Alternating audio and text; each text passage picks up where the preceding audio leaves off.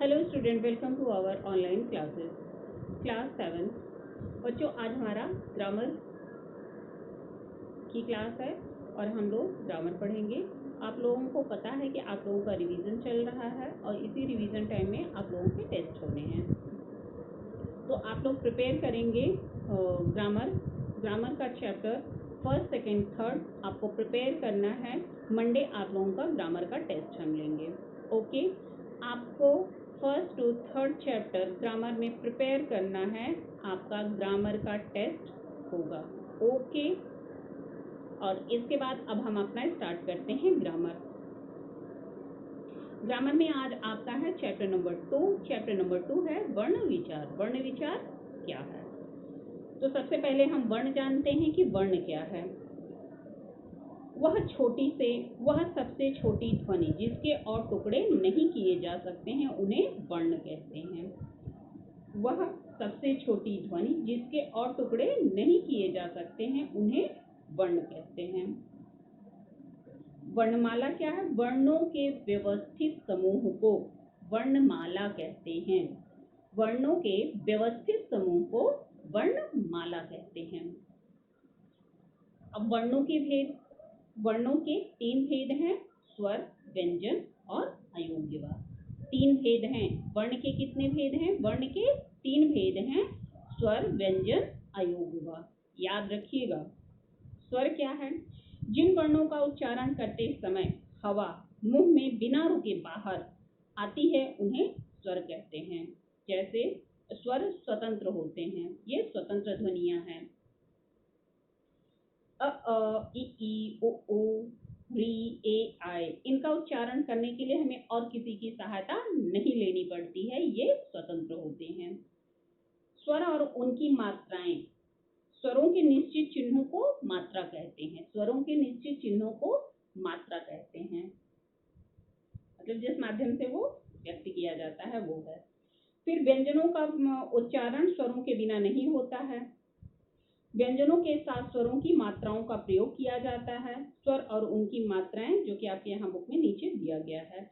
फिर है स्वर के भेद। स्वर के कितने भेद होते हैं? स्वर के भी 3 भेद होते हैं, ह्रस्व स्वर, दीर्घ स्वर और प्लुत स्वर।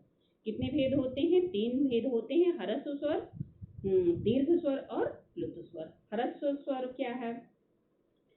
जिन स्वरों का उच्चारण करते समय सबसे कम समय लगता है उन्हें ह्रस्व स्वर कहते हैं। जैसे अ, इ, उ, री, अ, इ, उ, री, ये आपके ह्रस्व स्वर हैं।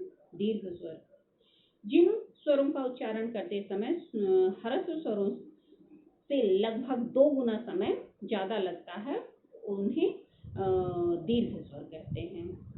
जिन स्वरों का उच्चारण करते समय ह्रस्व स्वरों से लगभग 2 गुना ज्यादा समय लगता है, दुगना समय लगता है, उन्हें दीर्घ स्वर कहते हैं। जैसे आ, ई, उ, ए, आय, ए, आय, ओ, आओ। इसमें ज्यादा समय लग रहा है इसका उच्चारण करने में, तो ये हमारे दीर्घ स्वर हैं। और ये 7 हैं। सबकी संख्या याद रखिएगा कि ह्रस्व स्वरों की संख्या कितनी है, दीर्घ स्वरों की संख्या कितनी है और प्लुत स्वरों की संख्या कितनी है। तो ये हमारा दीर्घ स्वर है। फिर प्लुत स्वर। प्लुत स्वर क्या है? जिन स्वरों का उच्चारण करते समय ह्रस्व स्वर से लगभग 3 गुना, ह्रस्व स्वर से लगभग 3 गुना ज्यादा समय लगता है, उसे प्लुत स्वर कहते हैं। पहले में ज्यादा समय लगता नहीं है, ये जल्दी से इसका उच्चारण हो जाता है, बहुत कम समय लगता है। दूसरे में पहले वाले का दुगना लगता है और प्लुत स्वर में तिगुना समय लगता है।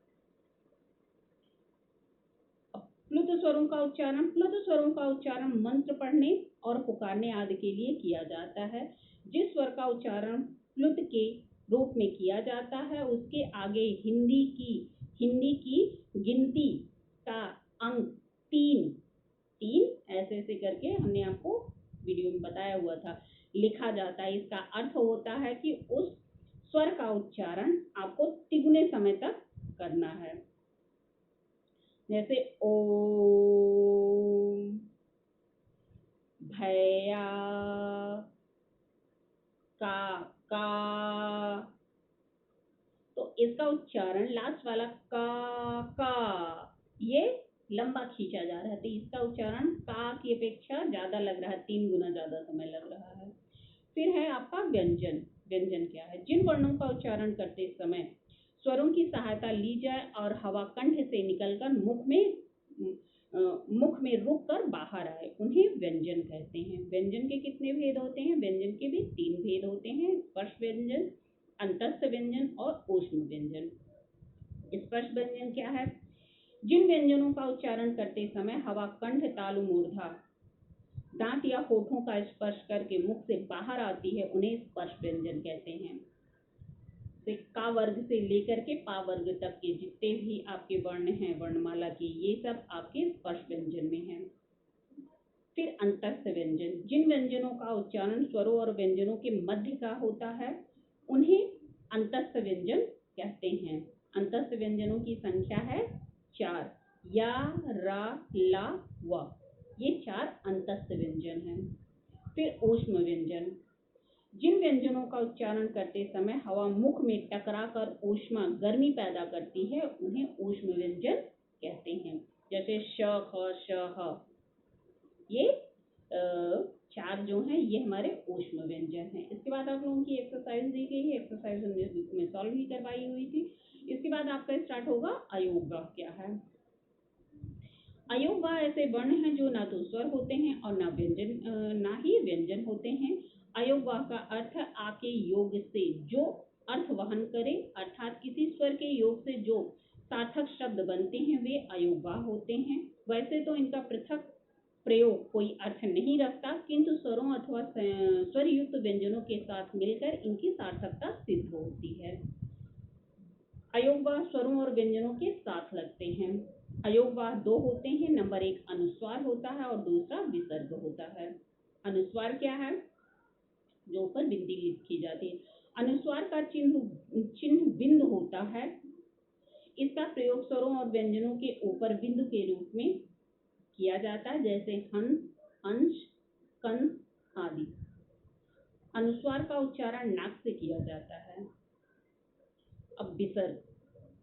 विसर्ग का चिन्ह, वो जो 2 डॉट हमने बताए हुए थे, आप लोग संस्कृत पढ़ते होंगे तो उसमें जो डॉट लगा रहता है उसका उच्चारण करते हैं ना, ऐसे मतलब हा से उसका उच्चारण करते हैं ना, थोड़ा हा का जैसे उच्चारण होता है उसी तरह से उसका उच्चारण किया जाता है, तो ये विसर्ग है हमारा। इसका भी हिंदी में प्रयोग होता है, जैसे प्रातः, प्रातः, और नमः, दुख। तो इन सब वर्णों में विसर्ग का प्रयोग किया जाता है। विसर्ग क्या है? विसर्ग का चिन्ह, वो 2 जो डॉट होते हैं है, इसका प्रयोग वर्ण के आगे 2 बिंदुओं के रूप में होता है, जैसे प्रातः, नमः, अंतःकरण आदि। विसर्ग का उच्चारण ह के समान होता है। अनुनासिक। अनुनासिक का चिन्ह चांद बिंदु है, इसे चंद्र बिंदु भी कहते हैं। इसका प्रयोग स्वरों और व्यंजनों के ऊपर किया जाता है, जैसे आंख, टांग, गांव, सांप आदि। अनुनासिक का उच्चारण नाक और मुख से किया जाता है। अनुनासिक का अर्थ है नाक के पीछे से आने वाली ध्वनि, जैसे माँ। हल का चिन्ह, स्वर रहित व्यंजनों के नीचे हल का चिन्ह लगता है, जैसे क, ख, ग, क, ख, ग, घ आदि। इसका अर्थ होता है कि वह व्यंजन रहित है, वो व्यंजन स्वर रहित है, उसमें स्वर का प्रयोग नहीं किया जाएगा। अनुनासिक और अनुस्वार में अंतर। फिर आगत ध्वनियां क्या है? हिंदी भाषा में अनेक विदेशी भाषाओं का उनके मूल रूप में प्रयोग होता है, जैसे डॉक्टर, बॉल, सजा, जरूर आदि। उर्दू, फारसी, अरबी, तुर्की, जापानी आदि भाषाओं से अपनाए गए शब्दों के उच्चारण उनके मूल उच्चारण जैसे बनाए रखने के लिए हिंदी में कुछ ध्वनियां विकसित की गई हैं, जैसे आ, ज, फ। ये ध्वनियां आगत ध्वनियां कहलाती हैं। इसमें आ आगत स्वर है और ज, फ आगत व्यंजन है। नुक्ता क्या है? समांतर ज, फ मतलब ज के नीचे डॉट और फ के नीचे डॉट, ये हमारा जो डॉट है वो हमारा नुक्ता होता है। ध्वनियों का प्रयोग अरबी, फारसी और तुर्की शब्दों में होता है। वैसे तो हिंदी भाषी लोग इन आगत व्यंजनों का उच्चारण सामान्य हिंदी के जाफा व्यंजनों के समान करते हैं, किंतु इस प्रकार का उच्चारण अटपटा प्रतीत होता है और भाषागत मधुरता समाप्त हो जाती है। अतः कहीं कहीं एक समान हिंदी और विदेशी शब्दों के अर्थ का अंतर स्पष्ट करने के लिए उन वर्णों के नीचे एक बिंदी लगाई जाती है। ज़ फ के नीचे लगी बिंदी नुक्ता कहलाती है। इसी नुक्ता के कारण शब्दों के अर्थ स्पष्ट होते हैं। जैसे राज का होता है राज्य और राज का मतलब होता है रहस्य। जरा बुढ़ापा, जरा थोड़ा। फन सांप का फन, फन फन ये हुनर होता है। सजा सजावट, सजा मीन्स दंड होता है। रा के रेफ वाला ये इसको भी आप लोग पढ़ लीजिएगा।